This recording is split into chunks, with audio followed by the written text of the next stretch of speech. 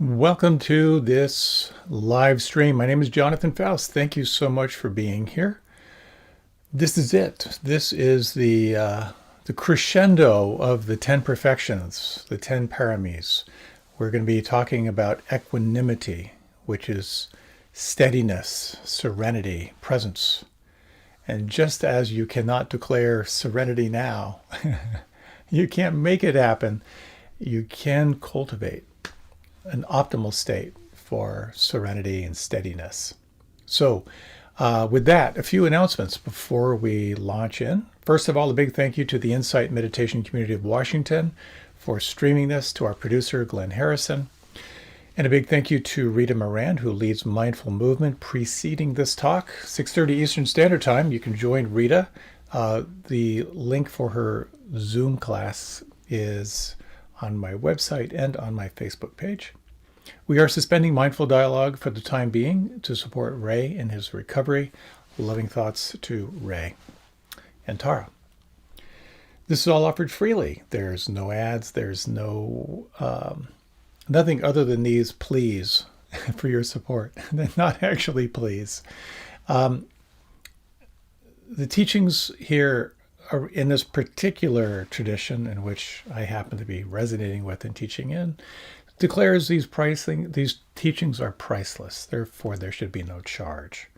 There are a lot of people who charge for this stuff, but I have received so much through the generosity of other teachers that I'm inspired to do the same. So if you find this supportive for you and you'd like to help make this available to other people and support me and my lavish lifestyle, thank you so much for your support. And again, freely, truly freely offered. It's out of love and awe. I have a newsletter that I send out every couple of months with my best photography, a compendium of talks. There's a weekly that gives you a little heads up as to what's coming up down the line. So that's available via my website as well. Okay, so I think that handles shameless self-promotion, and we can move into equanimity and serenity. So again, you can't make it happen. How do you make it happen? Stay tuned, but I'll give you a hint. Part of it, as I see, this is my language, is not a classical, Vipassana language. I love the idea of these 3 stages of meditation. The first is focus, concentration, arriving. You take this ADD, puppy, overcaffeinated chipmunk mind, and you begin to bring it back to the here and now. Calming, arriving, relaxing, receiving. Tremendous benefit comes out of that. And yet, there's more. This is opening into what we call mindfulness, where you begin to be aware of what's changing. And you begin to become aware of the lens through which you're observing, the sense of the witness, the observer.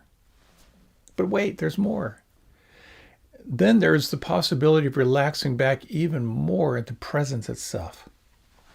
So I like to think of this as focus, flow, and let go. Focus is willful, it's arriving, it's bringing yourself back, it's softening again and again, starting over again and again and again. Flow is where you start to become aware of the different streams of your experience. The stream of sensations, sound, breath, feeling, all the senses. The stream of emotions, the heart opening, closing, pushing away, grasping. The stream of the mind, this is the narrative. And the stream of different states of consciousness. You begin to experience the flow of your organic experience as it's happening, and yet you're the observer. So rather than being the sadness, you're aware of the sadness. Rather than being the scattered mind, you're aware of the scattered mind. Really powerful and liberating. And yet, behind that is this sense of open spaciousness itself. The capacity to be the awareness, to be that wide open, spacious awareness. So, over this next short meditation, we'll explore some of these 3 stages. So if you like, reach your arms up overhead, let out any sounds. A nice way to cultivate a sense of concentration, I find, you can bring your hands right about at shoulder level. Close your eyes, relax the fingers and thumbs. The anchor, the focus of your attention is the feeling in the palms, the space between the fingers. Relax the muscles of your face. Soften with the outgoing breath. And then very gently, again, only if this feels right for you, imagine that if someone was observing, they could barely perceive movement. And let your hands begin a slow motion descent down toward your lap.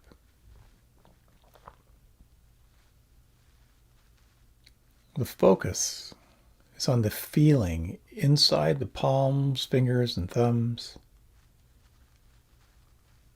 The sense of the air slipping between the fingers. The micro movements of your hands as they flow through space.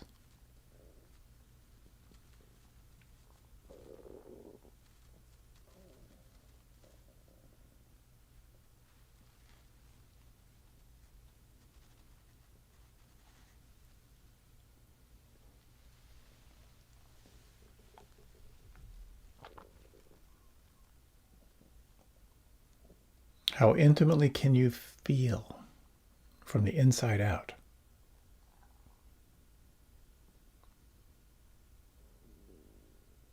And if your hands are still in transit, stay with that. And if your hands have come to rest, explore for the next minute or so what it's like to feel from the inside.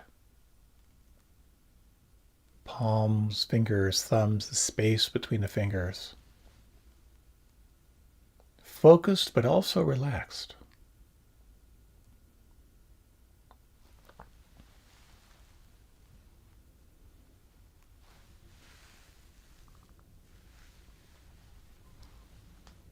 From here, you might shift your attention to the breath or the sounds, or maybe even to stay with the feeling in the palms, fingers, and thumbs. And again, focus includes deep relaxation and tracking the experience here right at the point of contact.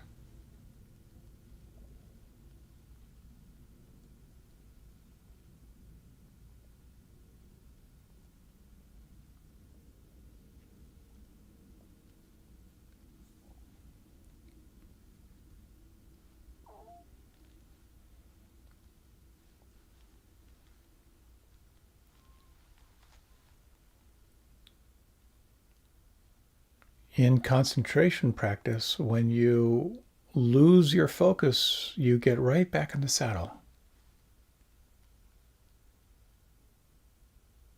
How intimately can you experience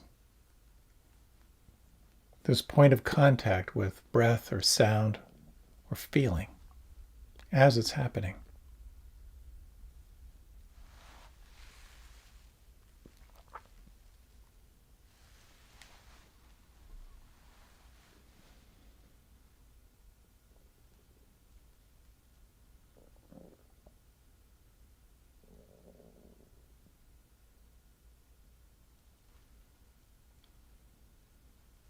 As I breathe in, I am aware of breathing in.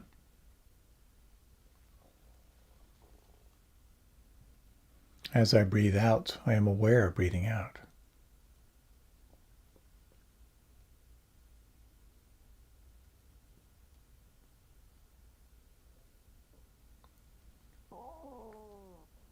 As I experience sound vibration, I am aware of experiencing sound vibration.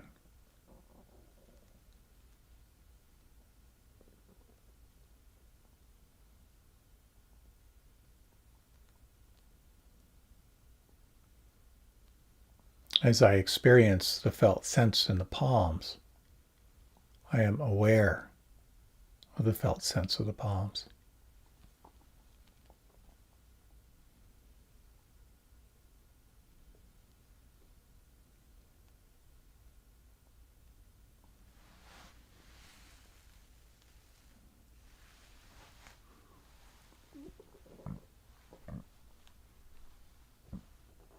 Now for the next minute or so, Is it possible to relax and soften even more while simultaneously sharpening your attention on the object of breath or sound or feeling? Notice the effect.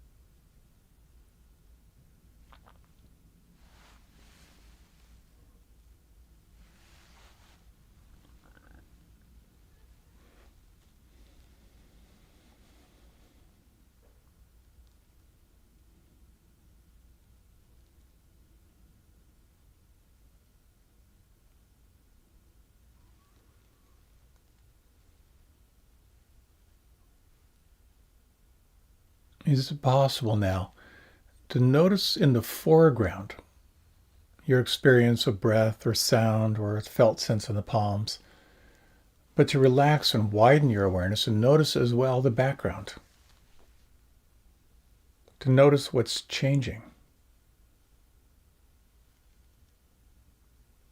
And from here, you might explore toggling from focus, gathering attention, to attuning to flow, to perception of the streams of your experience, observing without judging, relaxed and alert, noticing what's changing and noticing if you can let things be.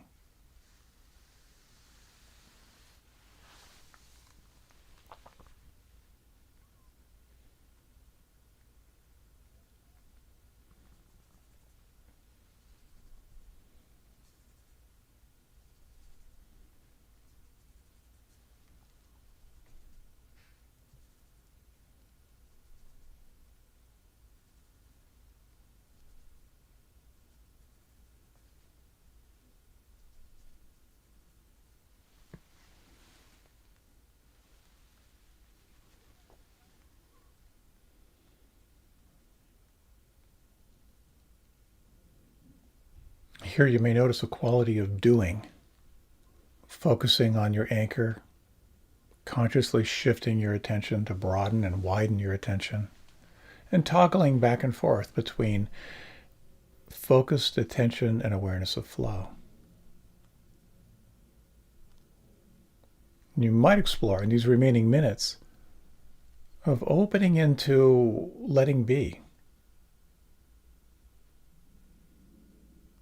Imagining you could relax back even more, let the anchor fall away. Let any sense of effort fall away, and yet at the same time to be aware of what is here.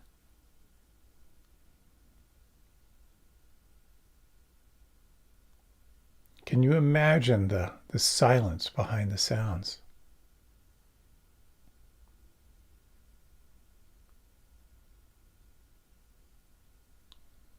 The space in which anything and everything can arise and fall away.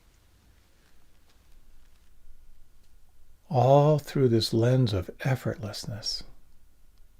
What could soften right now? What could let go right now?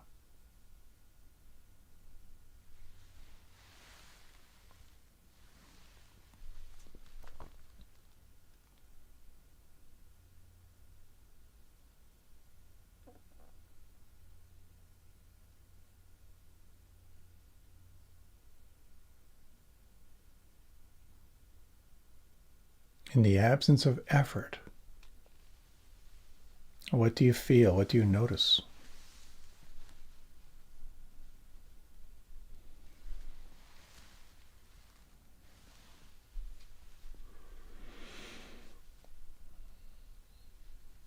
And you might, in your own time, gently let the body move and stretch in any way that feels good.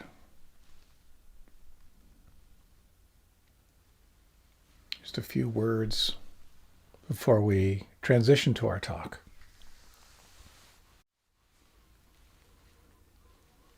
When I ask myself what I really, really want,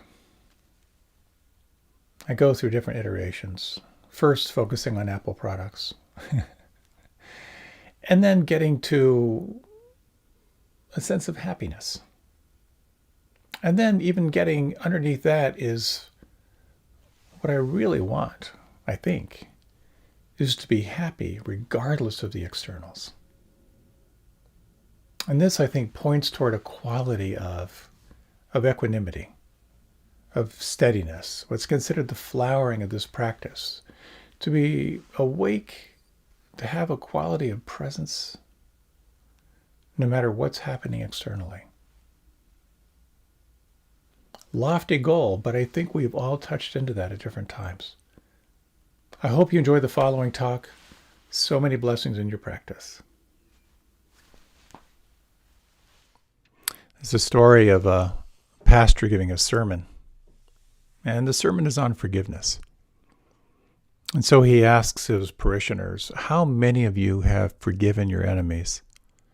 And about 80% raised their hand.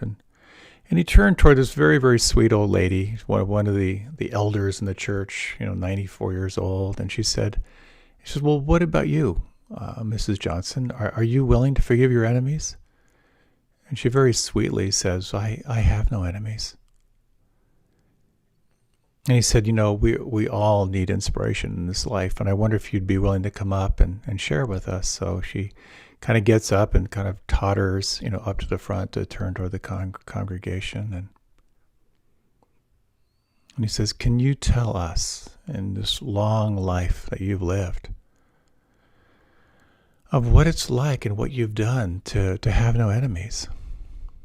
And she looks up and she raises her fist up in the air and she says, I outlived them all. They're all dead. This talk is about equanimity, the 10th of the 10 perfections. And that's one way to cultivate equanimity or steadiness, is just wait till everyone you don't like dies. That could work. We're going to explore a little bit about how to cultivate equanimity internally. That's not dependent on the externals. Other names for equanimity, mental calm, an evenness of temper, serenity. And I've always loved, in Jerry Seinfeld of, serenity now. It's such a paradox around just declaring serenity now, and it's here. It takes a little more of a delicate process to cultivate equanimity. It's really considered the flower of practice. It's kind of the essence of what arises when everything is kind of aligned. One nice definition I like is that this 10th of the 10th perfections is the steady, conscious realization of reality's transience. So it's a steady realization of change, that all things change. And of course, an acceptance of that change. So when it comes to looking at the answers to life's important questions, it's important that we pause and we look at different systems and different perspectives. And this has been a kind of a long series on the 10 perfections, which are really seen as these reflections of the true self. As was said, the fruit of spiritual practice is the byproduct of your non-judging awareness, a sense of serenity and equanimity that can arise. And when it's all said and done, just to share the punchline with you here, equanimity is not about being detached and aloof, but it's a mind filled with abundance and awareness of the immeasurable without any hostility or ill will. So what goes into cultivating equanimity? It shows up all through the teachings as the flower, the kind of the fruit, the kind of the essence of it. What we have done over these last weeks is reflecting at the different actions, the different speech, the different thoughts in regard to these different qualities of the 10 perfections, and just to review them, to reflect on your capacity for generosity, kind of recognizing that to be generous is to loosen the boundary between yourself and other, your capacity to sense what other people need and to respond to it. The second of these 10 perfections has to do with your behavior, to kind of align your actions with what's most important in your life. This quality of kind of virtuosity is, again, it's not so much of a thou shalt not. It's sort of looking at what do I really want and what are the behaviors that are going to be most skillful to help me move toward there. The third of these is renunciation, which is when you know what you want, how consciously can you let go of everything that takes you away from that? And again, there are different qualities of these teachings and different interpretations. The thou shalt nots, as opposed to that sense of releasing what's between you and what you most want, releasing and letting go of those actions and thoughts. The next quality is cultivating wisdom and insight. When you cultivate an inner generosity, when you align your behaviors, when you let go of what's between you and what you most want, then you begin to see more clearly. So it's cultivating that quality of clear seeing.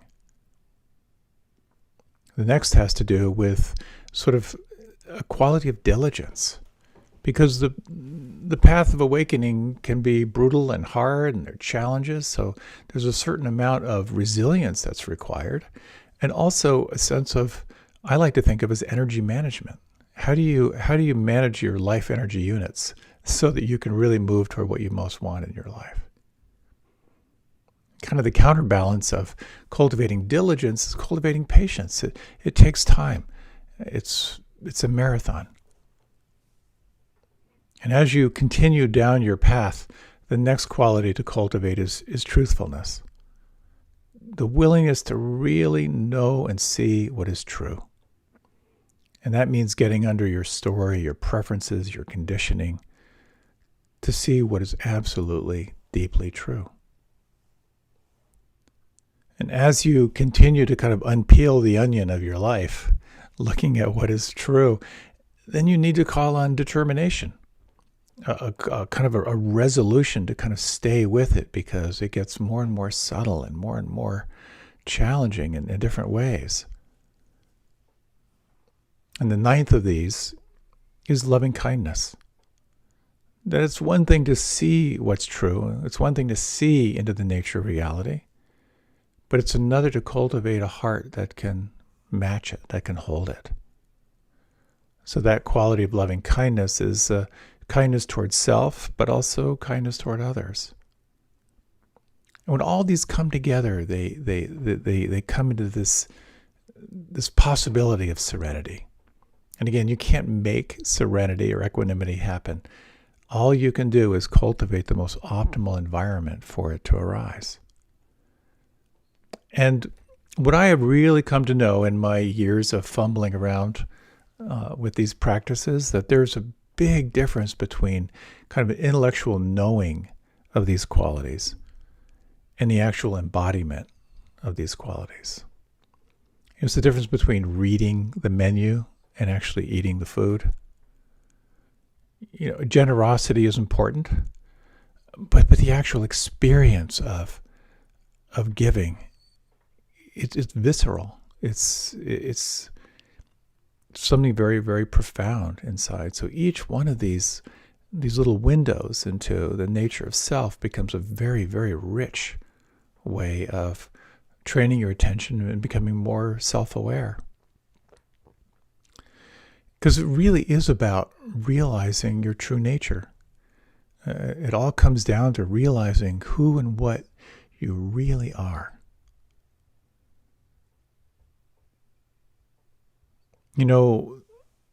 Sometimes who and what you really are is described as the absence of the defilements.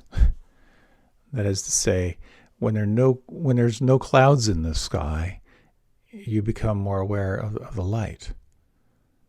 But it's also about cultivating compassionate presence and surrendered presence. It's about waking up to awareness itself, which is such a fascinating part of the practice, and a whole area I find so fascinating for myself. As we explore letting go of our conditioning, we start to become more aware of the unconditioned. And the unconditioned is such a fascinating place to look. Equanimity is about steadiness in the midst of change. And sensing who you are when the obstacles, the resistance to life isn't there. So what I'd like to talk about is just number one, to kind of honor the call, this calling to practice. We're all aware, I think, at some point that there's something beyond the weather systems of the mind. There's something beyond the weather system of all the moods that pass through. Second, to talk about the process of seeing more clearly, kind of the journey of actively engaging in the practice. And third, I'd like to talk about kind of the arrival, or what we could call like the glimpses when you see into your true nature. And fourth, how do you remember when you have these moments of serenity, these moments of deep inner peace? How do you cultivate that and keep that alive in your practice? So we're awake to change. We're awake to moods. And a long, long time ago, I was in high school. My dad, who's a college professor, had a sabbatical, and he and my mother bought a VW camper in Germany, and they traveled all around Europe for 6 months. And I joined them for about a month in Great Britain. And my parents were really into visiting abbeys and, looking at architecture. So we would go to these, ruined abbeys in these beautiful locations. And it was amazing to see, basically it was just the skeleton of what were very, very alive communities for generations. But we also went to some mansions, and these were really beautiful estates. And I was struck by this one place where, as we were given our tour, that the original people who built this gigantic estate, this husband and wife, they were very, very formal, and they had their own chambers. They kind of each had their own wing of the house. And she would communicate to him what kind of mood she was in by how she placed a pillow on a particular divan. So if the pillow was lengthwise, that meant keep your distance. And if it was on end, it was basically saying, I'm willing to entertain and maybe suffer your presence. And apparently there was another position of the pillow that suggested the possibility of, shall we say, the intention to create heirs to their lineage. And I just love that. Just the self-awareness of here's what I'm feeling and here's the pillow that expresses it. And we all have moods. We're all subject to our moods. It's amazing to see, like little kids, just how quickly they can move from rage to laughter. You can see the weather systems across their face. We have those same moods, but I think we're sort of trained to sort of tamp them down a little bit. But there's so many emotions, and I think, mostly raised as a American male, I had access to like happy, sad, mad, and glad. But some of the thoughts, here's some of the moods, positive moods: amused, blissful, calm, cheerful, content, dreamy, ecstatic, energetic, excited. That's just going through the E's. It goes on and on and on. If you're interested in just looking at the moods, there's some really interesting lists online, and different examples of some negative moods: angry, annoyed, apathetic, cranky, depressed, envious, frustrated, gloomy, grumpy, guilty. That's just through the G's. How many moods do you imagine you experience today? If you were to imagine your top 3 moods, what would they be today?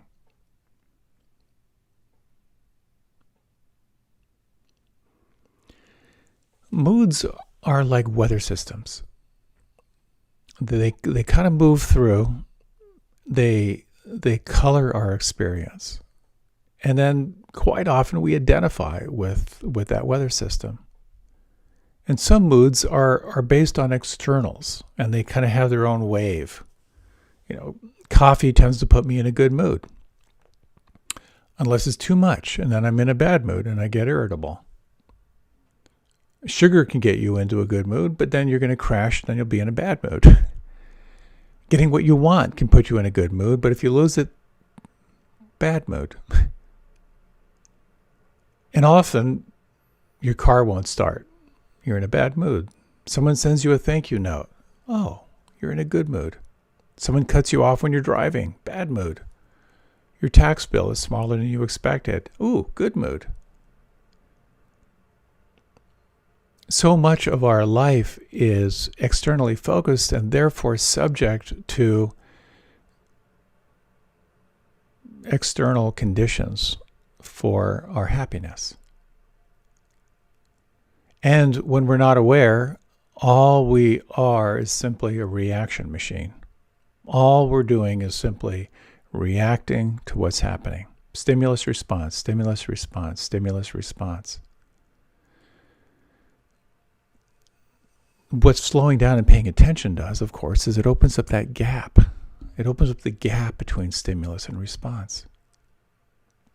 And so in the psychology of Buddhism looks really, really intimately and closely at how we are subject to external conditions. And on a broader sense, there's this recognition that not only our moods, but our life is often designed around essential fears and essential desires. We all want to feel successful. We all want to feel healthy. We all want to feel respected. We all want to win. And conversely, we all fear failure. We all fear sickness. We all fear shame and blame. And so, therefore, our lives are run to get what we want and avoid what we don't want. To the degree that you are focused and run by those, to that same degree you will be trapped. And it becomes quite paradoxical because I have met a lot of people who are very, very successful, very, very healthy, very, very respected in this world, and are driven by that fear, the fear of failure and the fear of shame. So it points toward this possibility of some chance that it might be possible to have an experience of happiness, an experience of serenity and equanimity that is actually not dependent on the externals. And this becomes a really interesting part of practice. Is it possible to have a sense of happiness and serenity that is completely independent of what's going on? This points toward freedom, and I think it's fair to say this points toward liberation.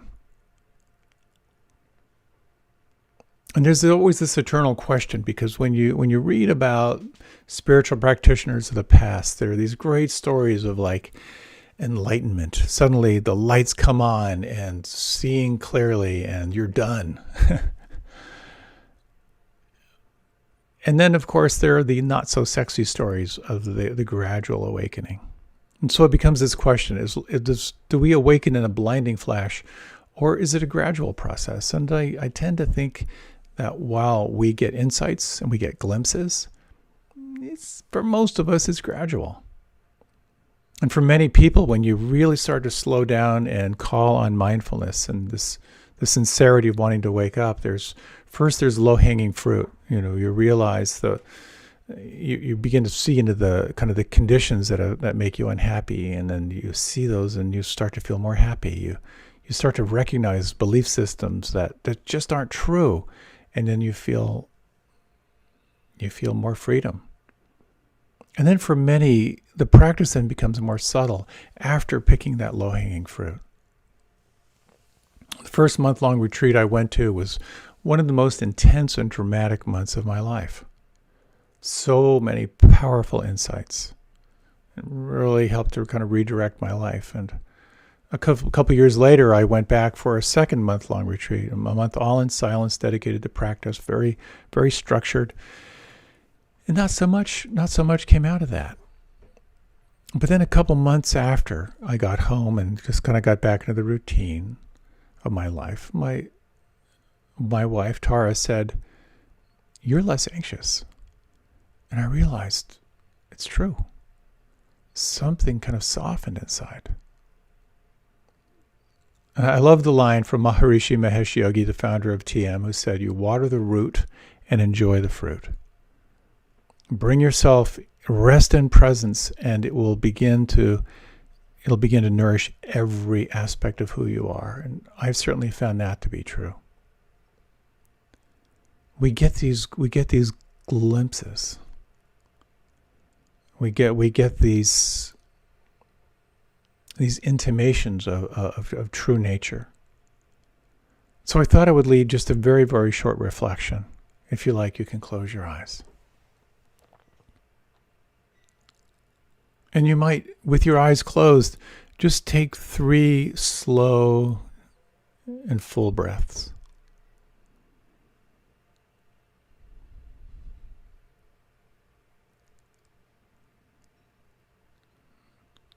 There are many doorways that point toward these glimpses. And one of them is reflecting on gratitude. You might just take a moment as you relax and feel. And just sense just one thing you're grateful for in your life.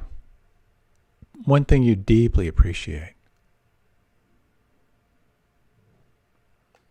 You might imagine it in the mind. You can visualize it. And then sense if you can translate that into where you feel it on the inside.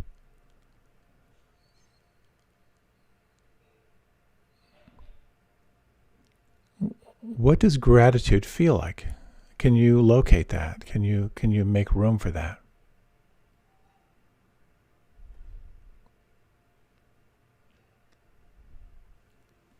And over this next minute, just sense, is it possible to deepen the breath and imagine that feeling of gratitude kind of expanding through your body?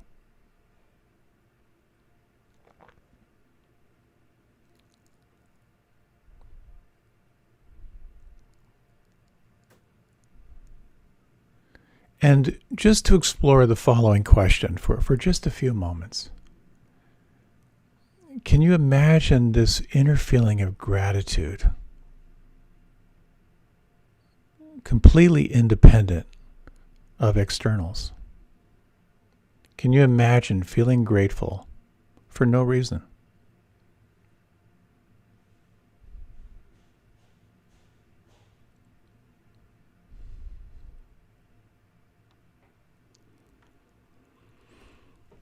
If you like, you can deepen your breath.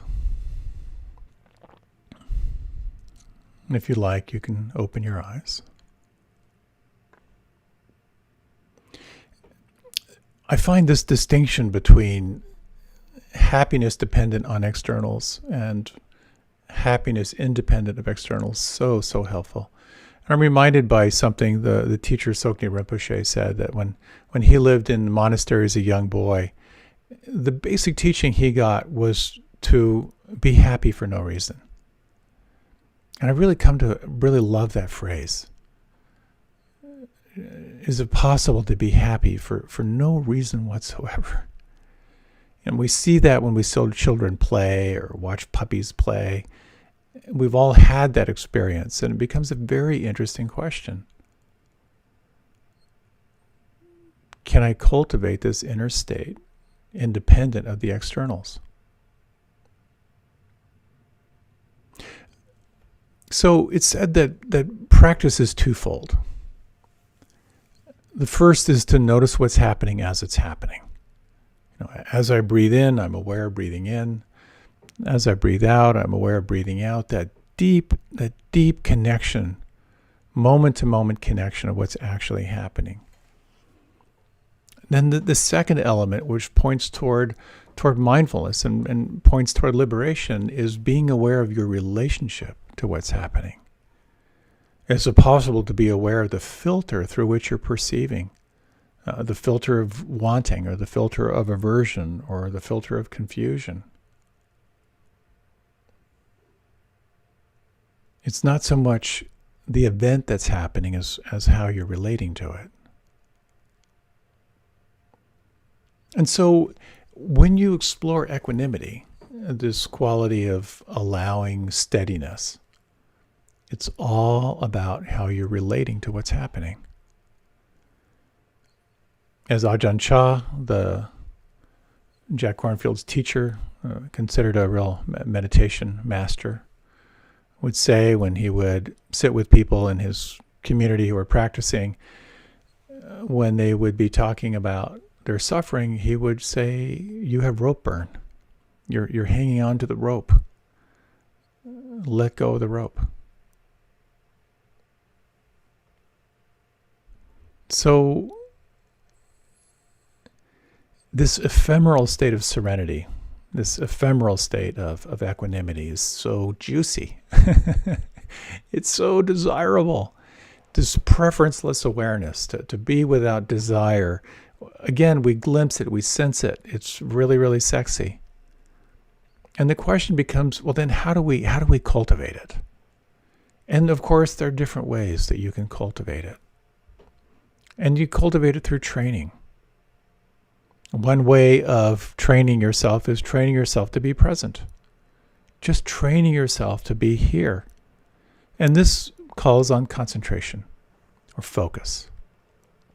This is that willful practice of noticing when your mind is lost and bringing it back, re-arriving. And why I find it so helpful in that re-arriving to really relax. Is it possible to make re-arriving pleasurable? As a lot of these studies on habit, that if you want to cultivate a sense of pleasure around change, what you want to do is to bring in a kind of a yes when you notice when you do it, like you pump your fist when you do it. Now, not that you would pump your fist in meditation, but it's like when you notice the mind is lost, can you bring in a little inner smile? Can you make that a little moment of celebration? Like, oh, I'm awake in the here and now. Isn't that amazing? I just woke up out of the trance of thinking. That re-arriving, amazing things happen when you become more and more and more awake to what is here. But of course, it goes beyond just concentration. And that is this developing of the observer, developing of the witness, developing your capacity to simply be aware, the sense of the witness, the observer. When you can see what's happening and see how you're relating to it, this sets you up for this whole realm of insight. When you can begin to see really deeply into your conditioning. All the conditioning that goes into stimulus and response. All the ways you move into self-protection. All the ways you get caught in desire and wanting. That sense of really seeing the filter through which you're perceiving can provide tremendous insights and tremendous new possibilities in your life.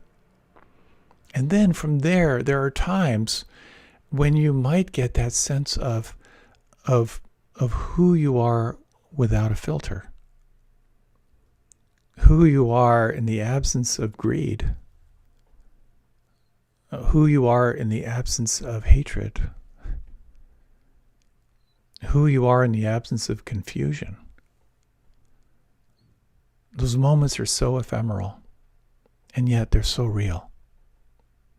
In the absence of desire, the moment can come fully and deeply alive. And we begin to get these glimpses into awareness itself. And so I'd like to talk a little bit about those glimpses. And this is usually where I tell a story about something in my own practice. And I kind of get bored with myself. But I wanted to share with you kind of some other stories that people have described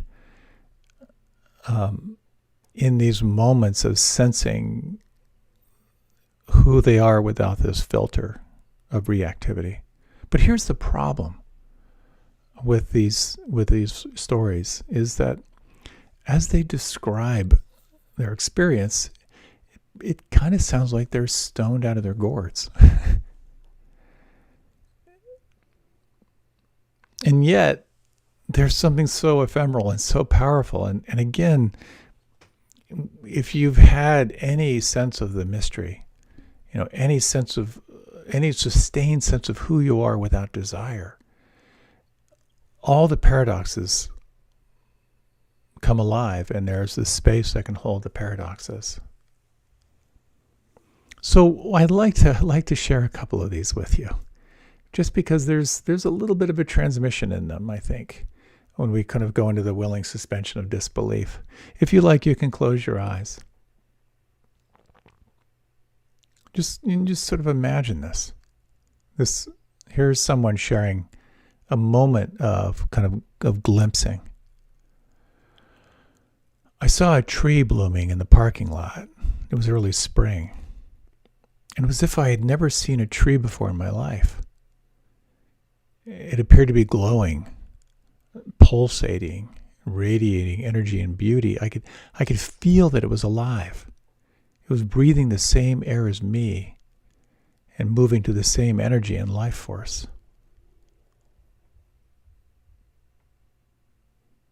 And here's another. Again, this glimpse. It was as if I did not exist. There was no ego. There was no me, no boundaries. I was part of everything and everything. We are all part of everything. I also realized that I was tiny, absolutely minuscule in the largest, most vast and unknowable universe.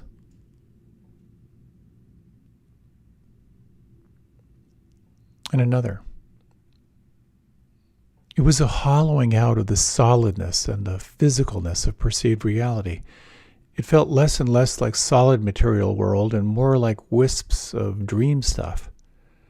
I felt less and less like a body and more like a free-floating cluster of sensations. And a final one here.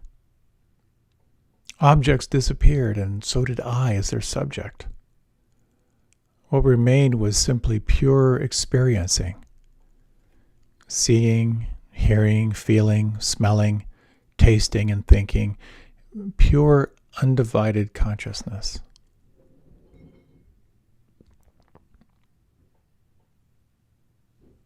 If you like, you can open your eyes. And I find when I read those stories, those little glimpses, there's something in me that's kind of filled with doubt. It sounds like too many bong hits. But at the same time, I believe those experiences are true. I've experienced many of those moments. Those moments of non-ordinary consciousness they're very, very hard to translate. If you've ever heard about the book called On Mysticism by Evelyn Underhill, it was written a couple hundred years ago. It was an exploration of all the different mystics. And the basic punchline of the book is all these mystics from all these different traditions, from all over the planet, over all the ages, all had the same transcendent moment. And then as they tried to describe it, they described it according to their age, their sex, their temperament, their tradition, their culture.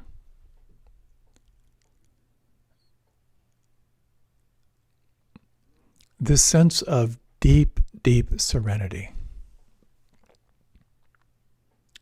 has something to do with a sense of self being disbanded, a sense of desire being disbanded, a sense of judgment disbanded, a sense that all is forgiven, that everything is changing, and an allowing of that change.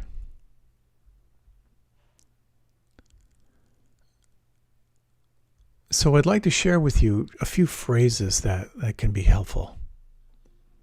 And if you'd like, you can close your eyes.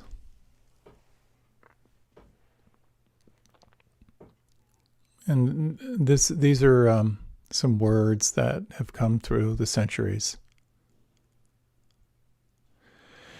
And you might let these words just flow through your awareness. Just sense how they resonate. Some may feel like a match, some maybe not. May I be balanced and at peace.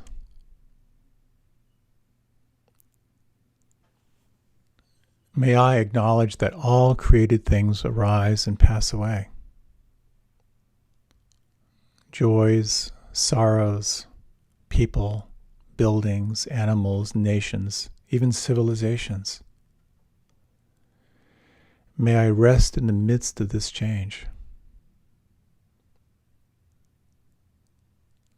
May I learn to see the arising and passing of all nature with steadiness and balance. May I recognize that all beings are heirs to their own karma, and that their lives arise and passing away following the conditions and deeds created by them.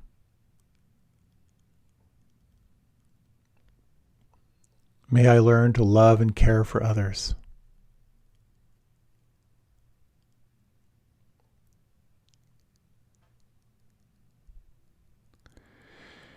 In relationship with others, may I remember these phrases. Your happiness and suffering depend on your thoughts and actions and not my wishes for you.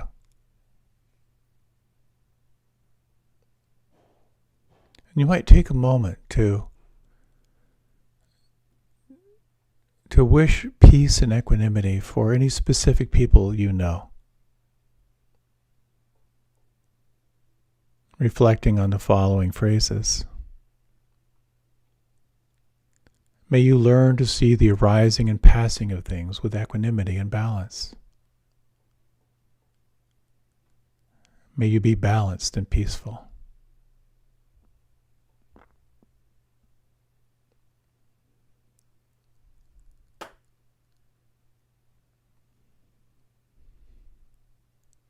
And you might imagine in these final moments just sensing your capacity to bring compassion and equanimity into your world, to find balance and peace and serenity amidst all that changes.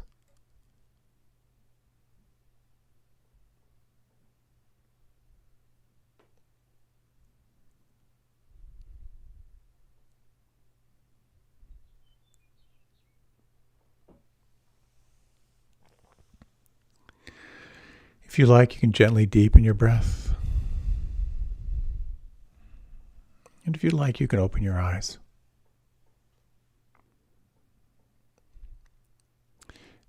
This ephemeral sense of serenity, again, is not anything that we can make happen.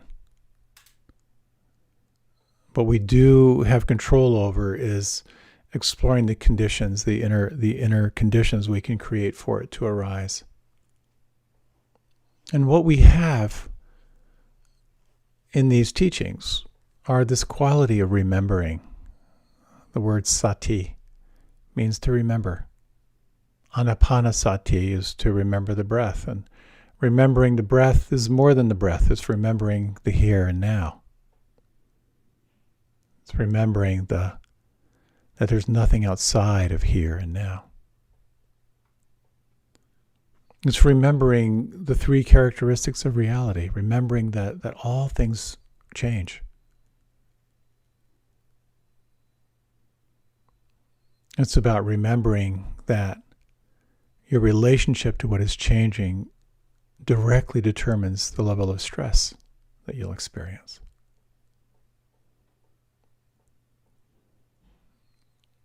It's about remembering that who you are is awareness itself.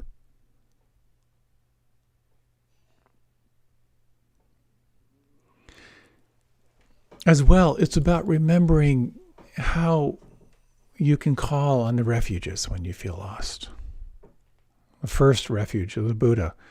The direct translation of Buddha is awake, taking refuge in wakefulness.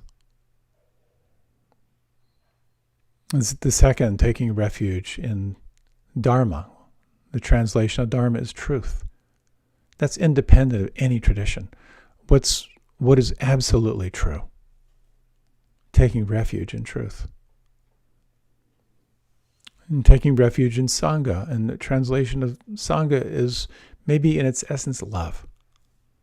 At any time when you feel lost, you can be awake now. You can sense what is true now. You can open to a sense of loving presence now.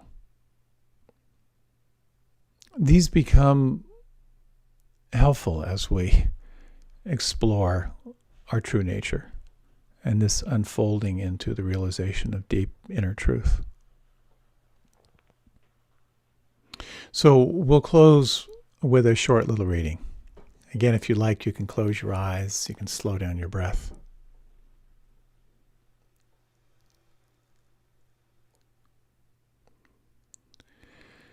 The surest test, if you are sane, is if you accept life whole as it is,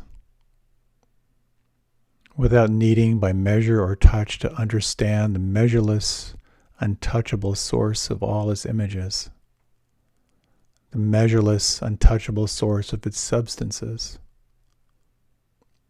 the source which, if it appears dark emptiness, brims with a quick force farthest away and yet nearest at hand, from the oldest time unto this day, charging its images with origin. What more do you need to know of origin than this?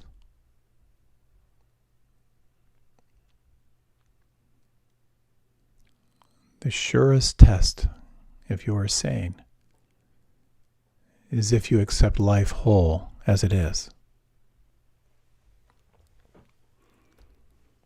You might very gently now just sense the breath and sense this companion.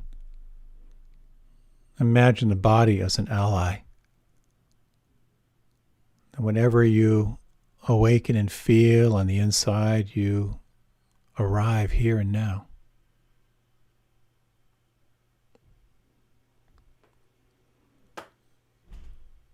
And sensing this quality of non-judging awareness, your capacity to be awake to not only what is changing, but your relationship to it.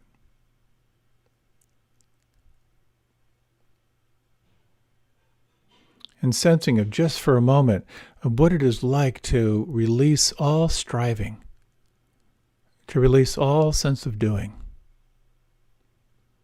to deeply relax, to widen your awareness 360 degrees, to rest in presence,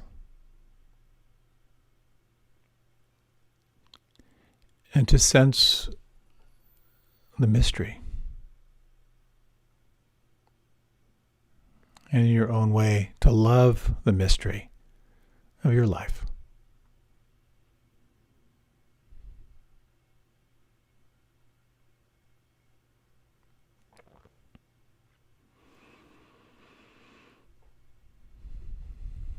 As you're ready, you can gently deepen your breath. As you're ready, you can open your eyes. So equanimity, steadiness, this quality of serenity that is independent of externals, it is an ephemeral goal, and yet it is something that is truly already here when we can set the conditions and remember. It's been such a pleasure to share these teachings with you. Thank you so much for your time and attention.